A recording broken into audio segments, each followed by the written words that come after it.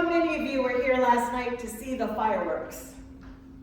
They were wonderful. If you are sitting here and you are at this church, you've got the best seat in town because they let them off right there in the middle of the lake. They go right over us. They were so loud and they were beautiful and they were such a great, there was such a great display. If you didn't come, make sure you write it down for next year because it really was wonderful. At one point, a whole bunch of the fireworks went off very low, and I thought, oh no. You see, when I was a kid, I lived in a town in New Hampshire, and the next town was a place that had a fireworks company. And I remember one year we went to go see a fireworks show, and someone had put the fuse too short. And when it went off, it set a couple trees on fire. Thank goodness the local volunteer firemen were there to put it out, but I'll tell you, I'll never forget that as a kid, seeing it go up. Short fuses can cause problems. Y'all get where I'm going.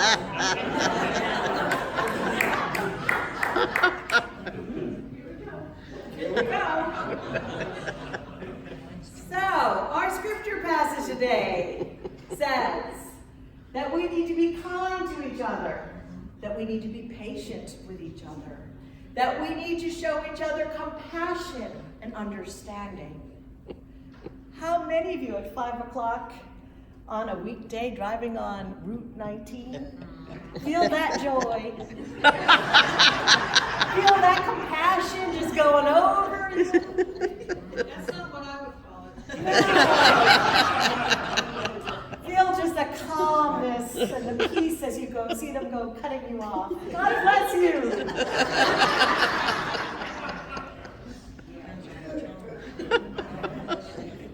We've all been there, haven't we?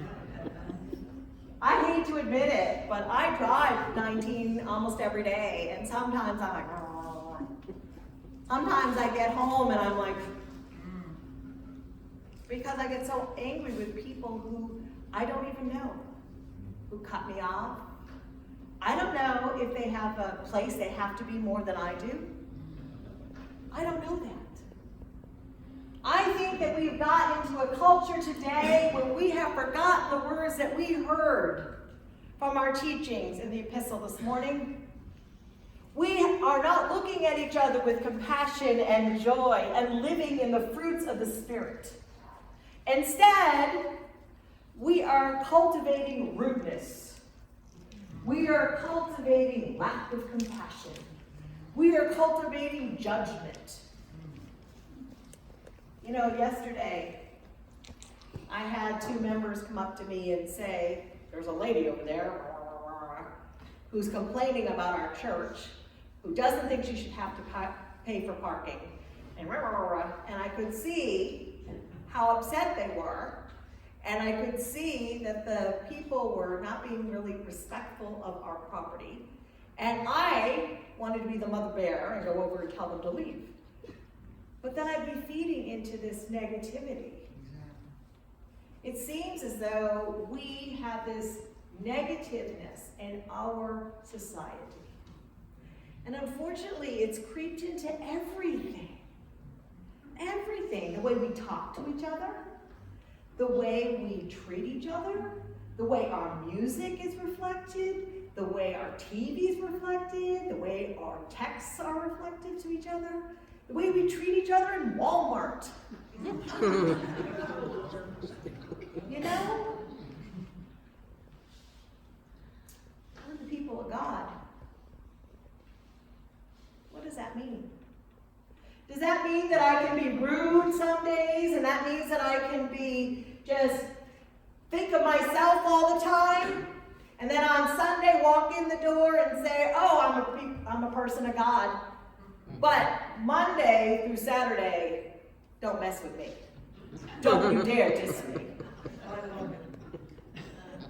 You know, we have to take our actions along with what we believe. They have to reflect who we are. Who we are. We are the people of God. If we go around and cut give each other a finger in our hand and say nasty words? Are we living into what it says in the scripture today?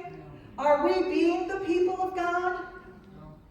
And you know, you heard your parents when you said, wow, why did you do that, Johnny? Well, my friend Susie did it. Well, if they told you to jump off of a cliff, would you have done it? Right? So what happens? You can't blame others. You are only in charge of what?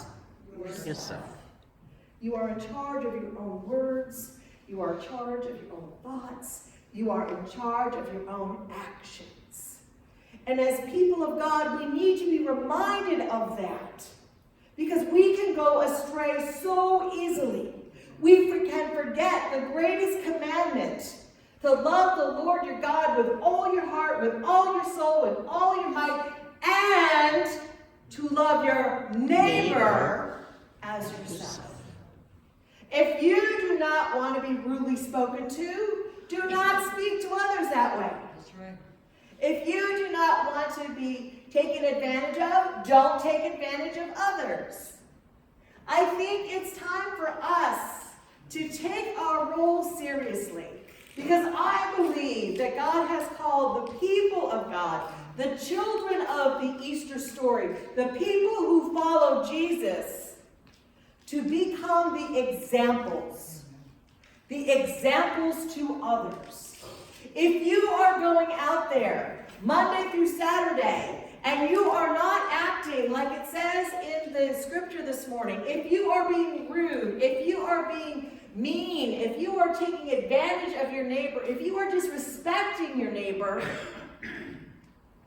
then others are going to think that's what a Christian does.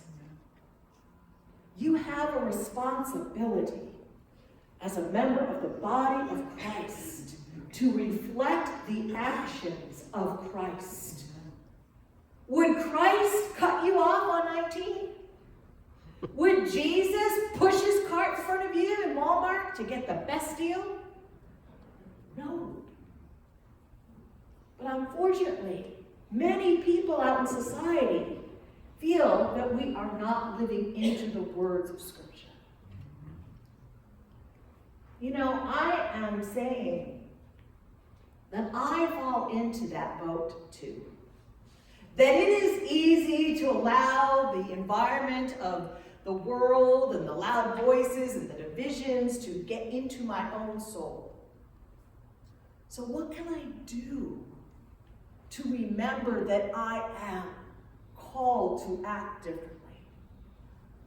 I can pray. And I can pray for the church, and I can pray for God to speak to me, and I can pray for this nation, and I can pray for our leaders, and I can pray for a different way, and I can ask others to pray with me, and I can read scripture, and I can remember every day that I am a child of God.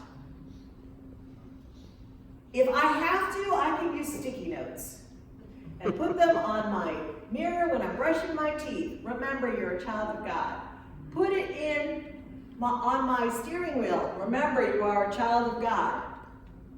But we have to remember. If we forget, we go down that rabbit hole.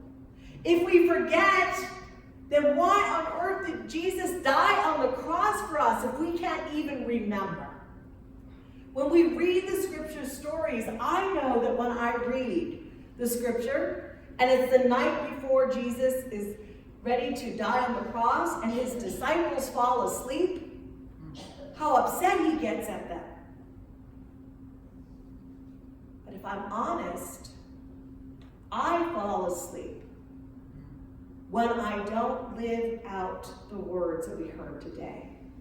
When I don't treat others with kindness, with love, compassion, understanding. When I forget to love my neighbor as myself, I'm just as guilty as those disciples. Just as guilty.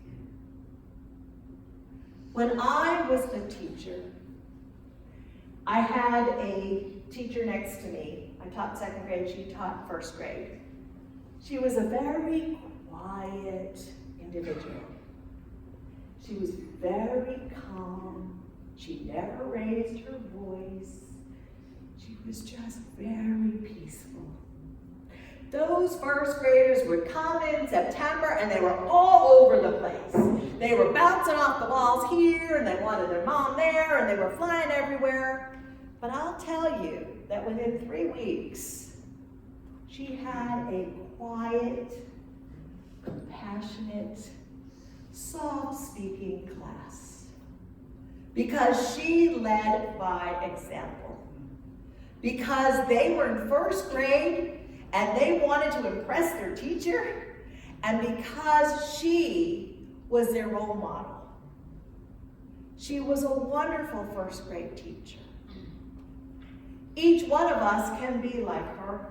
Each one of us can model to others and to ourselves how Jesus wants us to treat each other. With compassion and with love and understanding and patience. Even when we don't feel like it. And then you know what the really great thing is? If we do it wrong, if we find ourselves walking down that path, we can stop ourselves and have a do-over. Because God walks with us and helps us as we grow as Christians. So I'm going to ask you all to think about this. Do you want to be a beautiful firework that everybody looks up and says, ooh, ah, isn't that wonderful? Or do you want to be a short fuse, boom, and set everything on fire and send everyone running? The choice is yours. I think the choice is clear today when we read the scripture. Jesus wants us to shine the light of God to the world. Jesus wants us to be the example. Jesus wants us to be the tools that helps bring change to the world. Jesus wants us to speak up. Jesus wants us to shine so that all will see us in the beauty of God reflected through our words, our actions, and our lives. The choice is up to you. I hope you will shine brightly. I hope all will say, wow, that's a child of God. Amen. Amen.